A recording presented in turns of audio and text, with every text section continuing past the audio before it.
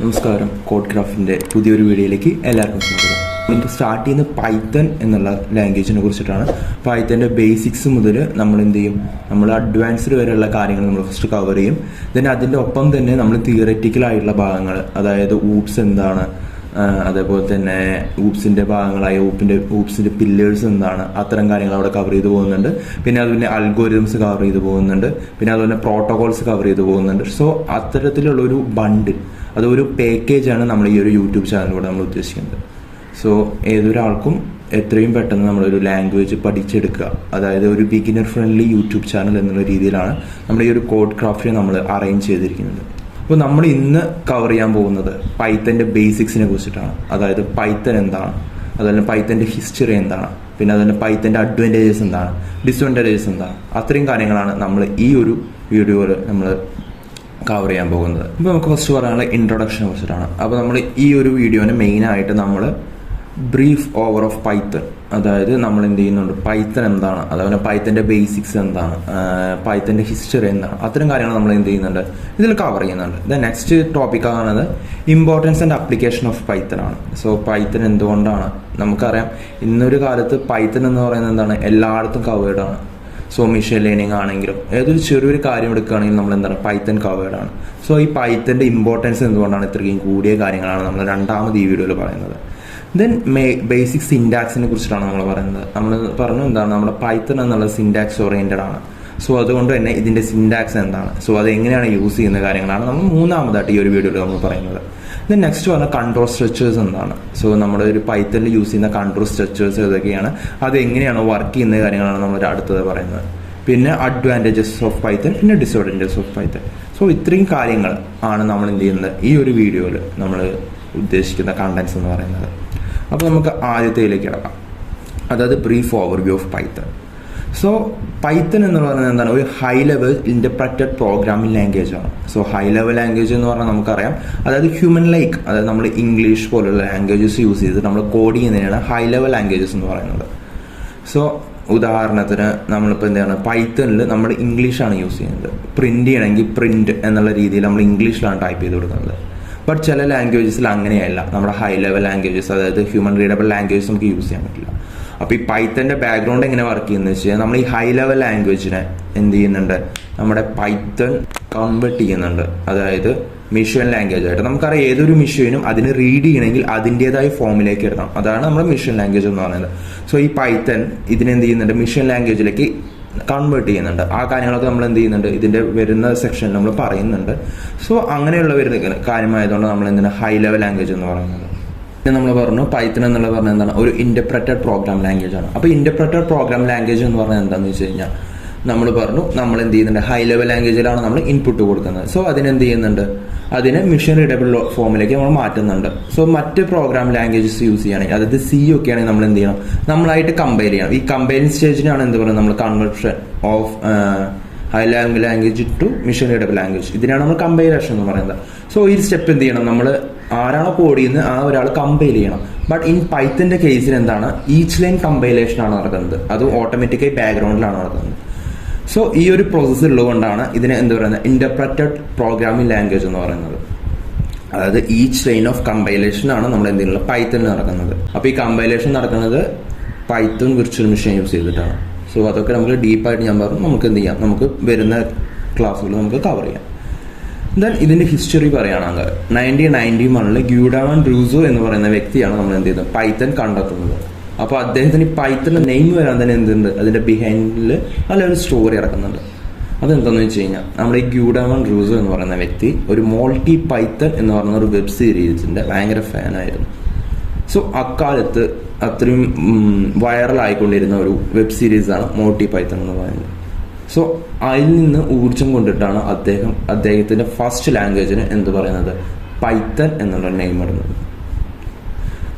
പിന്നെ നമ്മൾ പറഞ്ഞു നമ്മുടെ ലാംഗ്വേജ് എന്ന് പറഞ്ഞാൽ ഒരു ഹൈ ലെവൽ ലാംഗ്വേജ് ആണ്, പിന്നെ അതുപോലെ ഇൻ്റർപ്രറ്റഡ് ലാംഗ്വേജ് ആണ്. സോ അതുകൊണ്ട് തന്നെ ഇതെന്ത് ചെയ്യുന്നുണ്ട്, അതിൻ്റെ ഇമ്പോർട്ടൻസ് മറ്റ് ലാംഗ്വേജസിന് വെച്ച് നോക്കുമ്പോൾ പൈത്തൻ്റെ ഇമ്പോർട്ടൻസ് കൂടുന്നുണ്ട്. സോ ഈ പൈത്തൺ മെയിനായിട്ട് അതിൻ്റെ simplicity, readability and is of use ആണ് മെയിനായിട്ട് ഇത് പറയുന്നത്. അത് ഹൈ ലെവൽ ലാംഗ്വേജ് ആയതുകൊണ്ട് റീഡബിലിറ്റി കൂടുതലാണ്, പിന്നെ അതുപോലെ അത് സിമ്പിൾ ലാംഗ്വേജ് ആണ്, അതുപോലെ ഈസ് ഓഫ് യൂസ് ആണ്. സോ ഇത്രയും കാര്യങ്ങൾ കൊണ്ട് തന്നെ ഇന്നത്തെ കാലത്ത് ഏതൊരു ബേസിക് അറിയുന്ന ഒരാൾക്കും അല്ലെങ്കിൽ ബേസിക് അറിയാത്ത ഒരാൾക്കാണെങ്കിലും പെട്ടെന്ന് ക്യാച്ച് ചെയ്യാൻ പറ്റുന്ന ഒരു ലാംഗ്വേജാണ് നമ്മുടെ പൈത്തൺ എന്ന് പറയുന്നത്. സോ നെക്സ്റ്റ് സ്റ്റെപ്പായിട്ട് നമുക്ക് അതിൻ്റെ importance and application of Python നമുക്ക് നോക്കാം. സോ നമ്മൾ വെബ് ഡെവലപ്മെന്റ് ആയാലും ഡാറ്റ അനലൈസിസ് ആയാലും മിഷൻ ലേണിംഗ് ആയാലും ഓട്ടോമേഷൻ ആയാലും അങ്ങനെ ഏതൊരു സെക്ഷനിലും നമ്മൾ എന്ത് ചെയ്യുന്നുണ്ട്, ഇന്നത്തെ കാലത്ത് പൈത്തൺ യൂസ് ചെയ്യുന്നുണ്ട്. അതെന്തുകൊണ്ടെന്ന് വെച്ച് കഴിഞ്ഞാൽ അതിൻ്റെ ഈസ് ഓഫ് യൂസും കാര്യങ്ങളും കൊണ്ടാണ്. ദെൻ അതേപോലെ തന്നെ നമ്മുടെ ഇപ്പോൾ ഏറ്റവും ഫേമസ് ആയിക്കൊണ്ടിരിക്കുന്ന ഗൂഗിൾ, ഫേസ്ബുക്ക്, നെറ്റ്ഫ്ലിക്സ് അങ്ങനെ ഒരുവിധം എല്ലാ സൈറ്റുകളായാലും ഒരുവിധം എല്ലാ കമ്പനീസ് ആയാലും ഇപ്പോൾ മെയിനായിട്ട് യൂസ് ചെയ്യുന്നത് പൈത്തൺ എന്ന് പറയുന്ന ലാംഗ്വേജാണ്. അവരുടെ ആപ്ലിക്കേഷൻസ് ഡെവലപ്പ് ചെയ്യാൻ മെയിനായിട്ട് യൂസ് ചെയ്യുന്നത് നമ്മുടെ പൈത്തൺ എന്ന് പറയുന്ന ലാംഗ്വേജസ് ആണ്. സോ ഇതൊക്കെയാണ് നമ്മുടെ പൈത്തണിൻ്റെ ഇമ്പോർട്ടൻസ് ഈ 2025 കൂട്ടിക്കൊണ്ടുവരുന്ന കാര്യം. പിന്നെ നമുക്ക് നെക്സ്റ്റ് കവർ ചെയ്യാൻ നമ്മുടെ ബേസിക് സിൻടാക്സിനാണ്. നമ്മുടെ ബേസിക് സിൻടാക്സ് നമുക്ക് എല്ലാത്തിലും എന്തുണ്ട്, ബേസിക് സിൻടാക്സ് ഉണ്ട്. നമ്മുടെ സി ആണെങ്കിലും ജാവ ആണെങ്കിലും അതിനൊക്കെ എന്താണ് ഒരു സിൻടാക്സ് ഉണ്ട്. സോ പൈത്തൻ്റെ കേസ് വരികയാണെങ്കിൽ നമ്മൾ ഇതിൽ എന്താ ഉദ്ദേശിക്കുന്നത്, ഇൻഡന്റേഷൻ ആണ് നമ്മൾ ഇതിൻ്റെ എന്ത് പറയുന്നത് സിൻടാക്സ് ആയിട്ട് പറയുന്നത്. സോ ഈ ഇൻഡന്റേഷൻ എന്ന് പറയുന്നത് ഫോർ സ്പേസ് ആണ്. അഥവാ നമ്മൾ ടാബ് യൂസ് ചെയ്തിട്ട് നമ്മൾ എന്ത് ചെയ്യുന്നുണ്ട്, ഇൻഡന്റേഷൻ കറക്റ്റ് ചെയ്യാൻ നമ്മൾ വർക്ക്. സോ ഇൻഡന്റേഷൻ യൂസ് ചെയ്തിട്ടാണ് നമ്മൾ പൈത്തൺ എന്ത് ചെയ്യുന്നുണ്ട്, ഓരോന്നിനും സെപ്പറേറ്റ് ചെയ്യുന്നത്, ലൈൻ ബൈ ലൈൻ ആയിട്ട് സെപ്പറേറ്റ് ചെയ്യണത് എന്ത് ചെയ്യണം, ഈ ഇൻഡന്റേഷൻ വെച്ചിട്ടാണ്. നമുക്കറിയാം ഇപ്പോൾ സിയിലൊക്കെയാണെങ്കിൽ നമ്മൾ കേളി ബ്രേസേഴ്സ് ആണ് ഇൻഡന്റേഷൻ വേണ്ടി യൂസ് ചെയ്യുന്നത്. ബട്ട് ഇൻ പൈത്തൻ്റെ കേസ് എടുക്കുകയാണെങ്കിൽ നമ്മൾ എന്ത് ചെയ്യുന്നത്, നമ്മൾ ഫോർ സ്പേസസിനാണ് അഥവാ ആ ടാബ് സ്പേസിനാണ് നമ്മൾ എന്തെന്ന് പറയുന്നത് നമ്മുടെ ഇൻഡന്റേഷൻ ആയിട്ട് നമ്മൾ കണക്കാക്കുന്നത്. സോ ഇതാണ് നമ്മുടെ ഇൻഡന്റേഷൻ്റെ കാര്യത്തിലുള്ള. Next variable. വേരിയബിൾ എന്ന് പറയുന്നത് എന്താണ്, ഒരു യൂസർ ഡിഫൈൻഡ് ഡാറ്റ ടൈപ്പിനാണ് നമ്മൾ എന്ത് പറയുന്നത് വേരിയബിൾ എന്ന് പറയുന്നത്. ഉദാഹരണത്തിന് നമ്മളിപ്പോൾ ഒരു എ എന്നുള്ള വേരിയ എടുത്തു. So a it's equal to ആണ് നമ്മൾ അസൈൻമെന്റ് ഓപ്പറേറ്റർ എന്ന് പറയുന്നത്. സോ ഈക്വൽ ടു എന്നുള്ള സിമ്പിളിനെയാണ് അസൈൻമെന്റ് ഓപ്പറേറ്റേഴ്സ് എന്ന് പറയുന്നത്. So a is equal to 5 എന്ന് പറയുകയാണെങ്കിൽ നമ്മൾ 5 എന്നുള്ള വാല്യൂ അതൊരു ന്യൂമറിക്കൽ വാല്യൂ ആണ്. അതിന് നമ്മൾ എന്ത് ചെയ്യണം, എ എന്നുള്ള ഒരു വേരിയബിളിലേക്ക് നമ്മൾ ഡിനോട്ട് ചെയ്യണം അഥവാ അസൈൻ ചെയ്യണം. സോ ഇതിനെയാണ് നമ്മൾ എന്താണ് വേരിയബിൾസ് എന്ന് പറയുന്നത്. ഈ എനെയാണ് നമ്മൾ വേരിയബിൾസ് എന്ന് പറയുന്നത്. സോ എയിലേക്ക് എന്ത് ചെയ്തു, 5നെയാണ് ആഡ് ചെയ്തു. ദെൻ നമ്മൾ എവിടെ ഈ എ എന്നുള്ള കോഡ് ചെയ്യുന്നതോ അപ്പോൾ അതിലേക്കുള്ള വാല്യൂ, അതായത് ഈ 5 നമുക്ക് എന്ത് ചെയ്യുന്നത് അവിടെ വരുന്നത്. സോ ഈ വേരിയബിൾ ഒരുപാട് ടൈപ്സ് ഉണ്ട്. അത് നമ്മൾ എന്ത് ചെയ്യുന്നുണ്ട്, നെക്സ്റ്റ് വീഡിയോയിൽ നമ്മൾ അതിനെ ഡിസ്ക്രൈബ് ചെയ്യുന്നുണ്ട്. സോ നെക്സ്റ്റ് വരുന്നത് ബേസിക് ഡാറ്റ ടൈപ്സ് ആണ്. സോ നമുക്കിവിടെ എന്ത് ചെയ്യുന്നത്, നമുക്ക് ഇൻറ്റീജേഴ്സ് വരുന്നുണ്ട്. ഇൻറ്റീജേഴ്സ് വരുന്നത് ഓൾ നമ്പേഴ്സിനാണ് നമ്മൾ എന്ത് ചെയ്യുന്നത് ഇൻറ്റീജേഴ്സ് ആയിട്ട് പറയുന്നത്. ദെൻ അതുപോലെ ഫ്ലോട്ട് വാല്യൂസ് വരുന്നുണ്ട്. ഫ്ലോട്ട് വാല്യൂസ് പറയുന്നത് ഡെസിബൽ നമ്പേഴ്സിനാണ് എന്താണ് ഫ്ലോട്ട് വാല്യൂസ് എന്ന് പറയുന്നത്. ദെൻ സ്ട്രിങ് വരുന്നുണ്ട്. സോ സ്ട്രിങ് എന്ന് പറയുന്നത് sequence of characters. So sequence of characters ആണ് നമ്മൾ സ്ട്രിങ്സ് എന്ന് പറയുന്നത്. പിന്നെ ബൂളിയൻ വരുന്നുണ്ട്. ബൂളിയൻ എന്ന് പറയുന്നത് ട്രൂ ഓർ ഫോൾസ് വാല്യൂസിനെയാണ് നമ്മൾ എന്ത് പറയുന്നത് ബൂളിയൻ എന്ന് പറയുന്നത്. സോ ഈ ബേസിക്സ് ഡാറ്റ ടൈപ്പ് ഒക്കെ നമ്മൾ എന്ത് ചെയ്യുന്നുണ്ട്, ഒരു വീഡിയോ ആയിട്ട് നമുക്ക് ചെയ്യാനുണ്ട്. സോ അത് നമ്മൾ എന്ത് ചെയ്യുന്നുണ്ട്, നെക്സ്റ്റ് സ്റ്റെപ്പിലായിട്ട് ചെയ്യുന്നുണ്ട്. ദെൻ നെക്സ്റ്റ് വരുന്നത് നമ്മൾ പൈത്തണിൽ മെയിനായിട്ട് യൂസ് ചെയ്യുന്ന ഓപ്പറേറ്റേഴ്സ് ഏതൊക്കെയാണ്.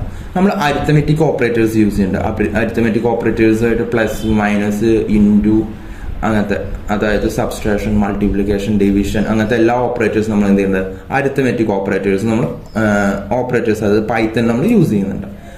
പിന്നെ കമ്പാരിസൺ ഓപ്പറേറ്റേഴ്സ് നമുക്ക് വരുന്നുണ്ട്. അതാണ് നമ്മൾക്ക് equal to, not equal to അത്തരം കാര്യങ്ങളൊക്കെ. സോ അതൊക്കെ എവിടെ യൂസ് ചെയ്യുന്നത് കാര്യങ്ങളൊക്കെ നമ്മൾ ഇഫും ഫോറൊക്കെ പറയുന്നിടത്ത് നമ്മൾ എന്ത് ചെയ്യുന്നുണ്ട്, നമ്മൾ പറയുന്നുണ്ട്.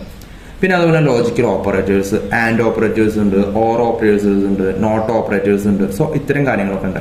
ഇതൊക്കെ നമ്മൾ വരുന്ന വീഡിയോ നമ്മൾ എന്തുണ്ടാവും, നമ്മൾ കൂടുതലായിട്ട് നമ്മൾ ഡിസ്കസ് ചെയ്ത് വരും. നമ്മളിപ്പോൾ എന്താണ് ജസ്റ്റ് ഒരു നിങ്ങൾക്ക് ഇതിൻ്റെ ഒരു ഐഡിയ തരിക എന്ന് മാത്രമേ നമ്മളിതിൽ ഉദ്ദേശിക്കുന്നുള്ളൂ. പിന്നെ നമുക്ക് നെക്സ്റ്റ് വരെ കൺട്രോൾ സ്ട്രക്ചേഴ്സ് ആണ്. സോ അതിലാണ് നമ്മൾ കണ്ടീഷൻ സ്റ്റേറ്റ്മെന്റ്സ് വരുന്നുണ്ട്. നമുക്ക് എന്തുണ്ട്, ഇഫ് എൽസ് സ്റ്റേറ്റ്മെന്റ് വരുന്നുണ്ട്, എൽസ് സ്റ്റേറ്റ്മെന്റ് വരുന്നുണ്ട്. ഇഫ് എൽസ് സ്റ്റേറ്റ്മെന്റ് എന്ന് പറയുന്നത് എന്താ വെച്ച് കഴിഞ്ഞാൽ നമ്മൾ ഇഫിലൊരു കണ്ടീഷൻ എഴുതും. സോ ആ കണ്ടീഷൻ സാറ്റിസ്ഫൈ ചെയ്യുകയാണെങ്കിൽ ഇഫിന്റെ ഉള്ളിൽ എന്താണോ നമ്മൾ കൊടുത്തിരിക്കുന്ന കോഡ്, ഐ മീൻ ആ പാർട്ട് വർക്ക് ചെയ്യും. ദെൻ ആ ഇഫ് കണ്ടീഷൻ സ്റ്റേറ്റ്മെന്റ് നമ്മൾ ട്രൂ അല്ലെങ്കിൽ എന്ത് ചെയ്യും, റിമൈനിങ് എന്താണോ പറഞ്ഞിരിക്കുന്നത് അത് കണ്ടിന്യൂ ചെയ്യും. സോ അതായത് if else statements use to execute different block of code based on conditions. So if else എന്നുള്ളത് എന്താണ്, നമ്മൾ ഇഫിലൊരു കണ്ടീഷൻ പറയും. സോ ഇഫിൽ കണ്ടീഷൻ സാറ്റിസ്ഫൈ ചെയ്യുകയാണെങ്കിൽ എന്ത് ചെയ്യും, ഇഫിന്റെ ഉള്ളിലെ കോഡ് നമ്മൾ വർക്ക് ചെയ്യും. ദെൻ അതല്ലാതെ സാറ്റിസ്ഫൈ ചെയ്യണമെങ്കിൽ എൽഇഫിന്റെ ഉള്ളിൽ നമ്മൾ കൊടുത്തിരിക്കുന്ന കണ്ടീഷൻ ചെക്ക് ചെയ്യും. സോ അത് സാറ്റിസ്ഫൈ ചെയ്യുകയാണെങ്കിൽ അതിന്റെ ഉള്ളിലത്തെ കോഡ് വരയ്ക്കും. ഇത് രണ്ടും സാറ്റിസ്ഫൈ ചെയ്യില്ലെങ്കിൽ മാത്രമേ നമ്മൾ എന്ത് ചെയ്യുള്ളൂ, എൽസിലേക്കുള്ള കാര്യങ്ങൾ നമ്മൾ നടക്കുന്നുള്ളൂ. സോ ഇഫ് എൽസ് എന്ന് പറയുന്നത് എന്താണ്? Use to check multiple conditions ആണ്. സോ ഇഫ് എൽസ് എന്ന് പറയുന്നത് ഒരു സിംഗിൾ കണ്ടീഷനാണ് ചെക്ക് ചെയ്യുന്നതെങ്കിൽ ഇഫ് എൽസ് എന്ന് പറയുന്നത് എന്താണ്? ഒരു മൾട്ടിപ്പിൾ കണ്ടീഷൻസ് ആണ് നമ്മളിവിടെ ചെക്ക് ചെയ്യുന്നത്. സോ ഇതാണ് കണ്ടീഷൻ സ്റ്റേറ്റ്മെന്റ്സിന് നമുക്ക് പറയാനുള്ളത്. പിന്നെ അത് കഴിഞ്ഞിട്ട് നമുക്ക് ലൂപ്സ് ഉണ്ട്. നമുക്ക് ലൂപ്സ് മെയിൻ ആയിട്ടുള്ളത് ഫോർ ലൂപ്പും വൈൽ ലൂപ്പുമാണ്. സോ ഫോർ ലൂപ്പ് എന്ന് പറയുന്നത് എന്താണ്? ഓട്ടോ ഇൻക്രിമെന്റ് ലൂപ്പുകളെയാണ് നമ്മൾ എന്ത് ചെയ്യുന്നത്? ഫോർ ലൂപ്പ് എന്ന് പറയുന്നത്. So use to iterate over sequence.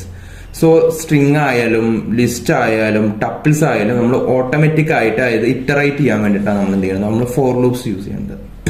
But in while loop നമ്മൾ എന്ത് ചെയ്യുന്നത് വെച്ചാൽ to repeat a block of code. So നമ്മൾ എന്ത് ചെയ്യും? നമ്മൾ വൈലിൽ ഒരു കണ്ടീഷൻ പറഞ്ഞിട്ട് അത് ട്രൂ ആണെങ്കിൽ അതിലൊരു ബ്ലോക്ക് ഓഫ് കോഡ്സ് അത് ട്രൂ ആയിരിക്കുന്ന സാറ്റിസ്ഫൈ ചെയ്യുന്ന ടൈമിൽ ഒരു ബ്ലോക്ക് ഓഫ് കോഡ്സ് വർക്ക് ചെയ്യാൻ വേണ്ടിയിട്ടാണ് നമ്മൾ എന്ത് ചെയ്യുന്നത്? നമ്മൾ വൈ എന്നുള്ള ലൂപ്പ് യൂസ് ചെയ്യുന്നത്. സോ ഇതൊക്കെ നമ്മൾ വരുന്ന വീഡിയോസ് നമ്മൾ എന്തുണ്ട്? നമ്മൾ ഡീപ്പായിട്ട് നോക്കുന്നുണ്ട്. നെക്സ്റ്റ് ആണ് ബ്രേക്ക് ആൻഡ് കണ്ടിന്യൂ സ്റ്റേറ്റ്മെന്റ്സ് ആണ്. സോ ബ്രേക്ക് സ്റ്റേറ്റ്മെന്റ് എന്ന് പറയുന്നത് എന്താണ്? നമ്മളിപ്പോൾ ഒരു ലൂപ്പിൽ വർക്ക് ചെയ്തുകൊണ്ടിരിക്കുകയാണ്. അതിനെ എന്ത് ചെയ്യാണ്ട് ആ ലൂപ്പിൽ നിന്ന് എക്സിറ്റ് ചെയ്യാൻ വേണ്ടി നമ്മൾ യൂസ് ചെയ്യുന്നതാണ് നമ്മൾ ബ്രേക്ക് സ്റ്റേറ്റ്മെന്റ് എന്ന് പറയുന്നത്.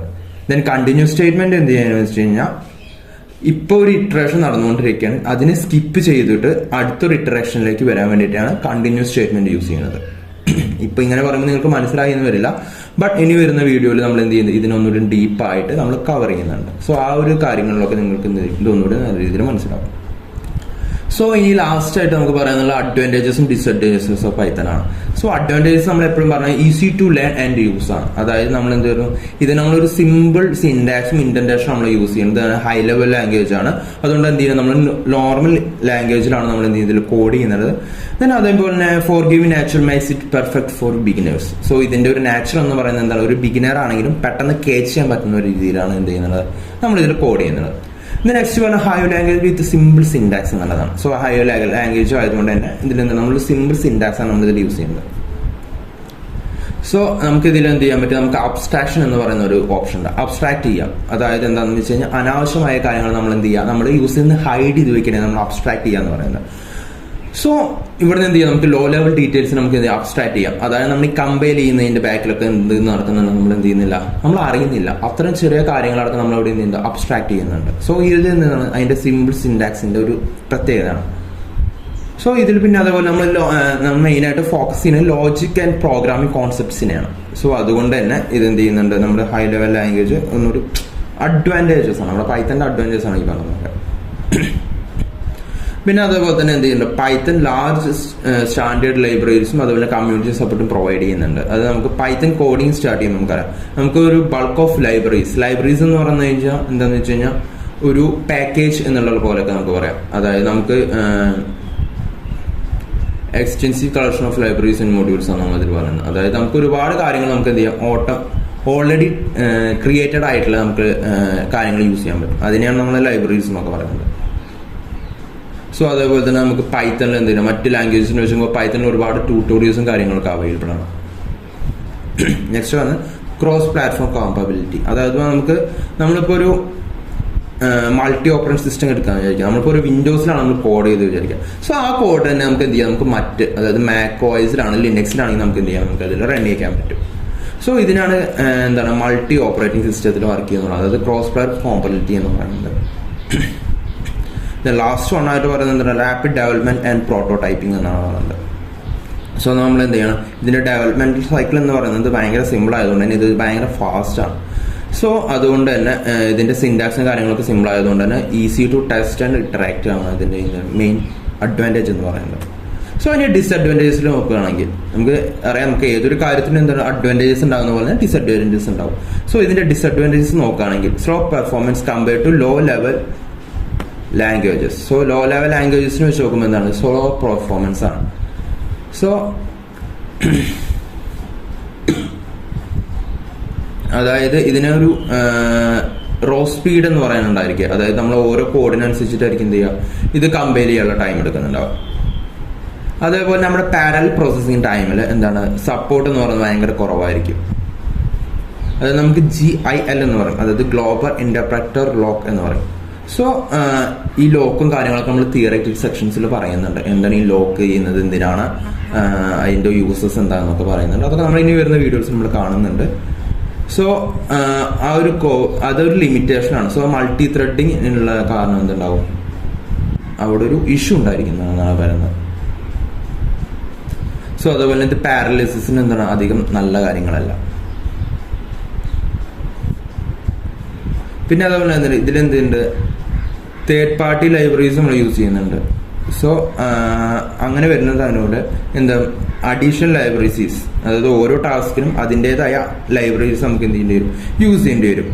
സോ അതെന്ത് ചെയ്യും, ഇതൊരു പ്രൊജക്റ്റിന്റെ കോംപ്ലക്സിറ്റി കൂട്ടാനുള്ള ഒരു വഴിയായിട്ട് മാറാനുള്ള സാധ്യതയുണ്ട്.